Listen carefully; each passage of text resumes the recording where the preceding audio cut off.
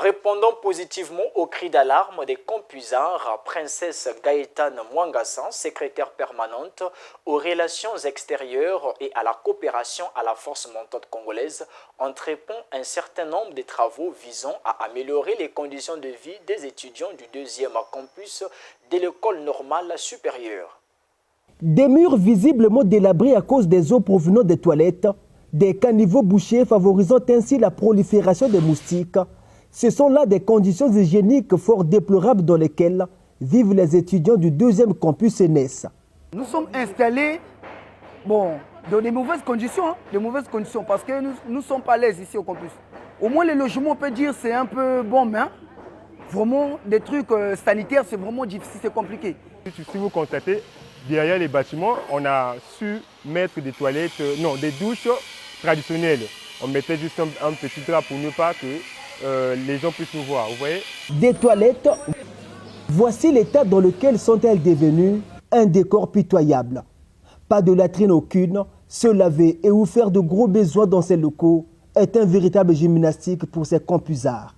Moi, ici au campus, je fais mes besoins particulièrement, même si ce n'est pas dans des bonnes conditions, mais au moins on a des pots, on appelle quelque chose de vase. Quand on finit de faire nos besoins, on partait vers les herbes, derrière le bâtiment A pour aller vider nos pommes, alors que ce n'est pas propre.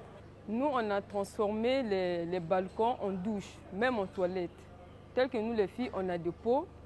De bon matin, quand tu te réveilles, tu fais tes besoins dans le pot. Et puis le soir, tu pars vidanger, soit à l'économie. Là-bas, il y a des toilettes modernes, mais on paye 50 francs la journée pour ceux qui vivent au campus. Pour se laver, là, on avait fait des pentes derrière les balcons pour se laver, mais vraiment, c'est difficile. C'est un état de choses qui a trop perduré. Lassés, les étudiants avaient lancé un cri d'alarme qui a retenti positivement aux oreilles de la force montante congolaise par son département des relations extérieures et de la coopération. Dans le nom d'une solidarité sociale que la FMC apporte toujours à la jeunesse, parce que le problème des sanitaires, les filles étaient venues voir la force montante congolaise, ont demandé de les aider. Nous avons répondu présent. Je suis venu moi-même voir. Des travaux, Princesse Gaëtane Mwangassan a ciblé premièrement le côté sanitaire, un volet qui se justifie par son caractère urgent. Sur place, les ouvriers sont à pied d'œuvre. Couper des éléments gênants, préparer les murs pour leur carrelage, vider les toilettes de leurs eaux puantes, tout se passe sous l'œil satisfait des locataires de ce campus. Car ces travaux vont changer bien de choses. Ça va vraiment nous aider sur beaucoup de choses, telles que pour déjà se laver, c'est déjà un bon côté. Vraiment, je suis très, très ravie de cette dame, de cette initiation qu'elle a fait pour nous. Vraiment, ça va nous aider. Vraiment, cette dame, elle est vraiment gentille. Lorsque maman, elle était arrivée, vraiment, ça nous a soulagés. Vraiment, au début, lorsque j'avais vu maman, je pensais qu'il y a des gens qui sont venus ici, ils ont parlé, mais ils n'ont pas réagi. Mais pour maman, je la sens qu'elle est vraiment active. Donc voilà pourquoi je la remercie beaucoup. Vraiment, Dieu continue à faire en elle. Les conditions, ce n'était pas trop bonnes. Et là, en fait, c'est déjà un pas en avant, quoi. Elle commence par là. C'est déjà surtout bien pour nous. Et je pense qu'après, elle fera autre chose.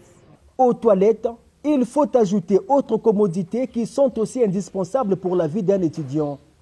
C'est le cas de l'éclairage public. La joie de ces campusards atteindra son paroxysme après le lancement d'un réseau Wi-Fi, une connexion Internet gratuite et illimitée désormais à leur portée. Face à ce bonus, les étudiants ont encore de quoi dire. Je dois parler parce que la grande sœur a fait une bonne initiative de nous mettre le Wi-Fi ici au campus et améliorer les conditions du campus. Et vu que je suis très contente, voilà pourquoi je dois donner mes impressions.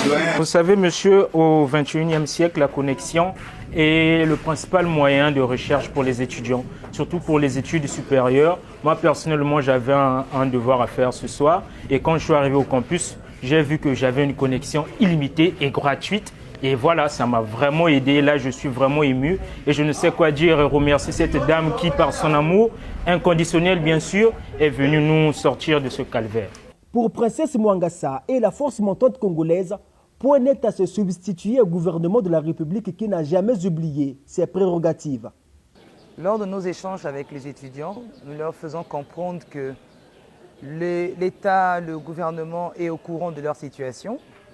Néanmoins, ce sont des travaux de grande envergure, donc ils doivent être patients. Ça demande beaucoup d'investissement. Et donc, nous, la jeunesse du parti au pouvoir, la FMC, avec nos petites subventions, nous arrivons à les calmer, à leur demander d'être patients. La force montante congolaise aux côtés de la jeunesse de ce pays, c'est une collaboration qui s'enracine peu à peu grâce aux actions sociales de cette nature.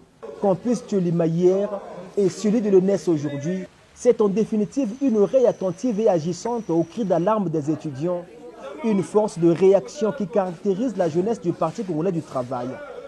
De jour comme de nuit, l'empreinte laissée par Princesse Gaëtane Mwangassa dans ce campus continuera à résonner à la mémoire des étudiants.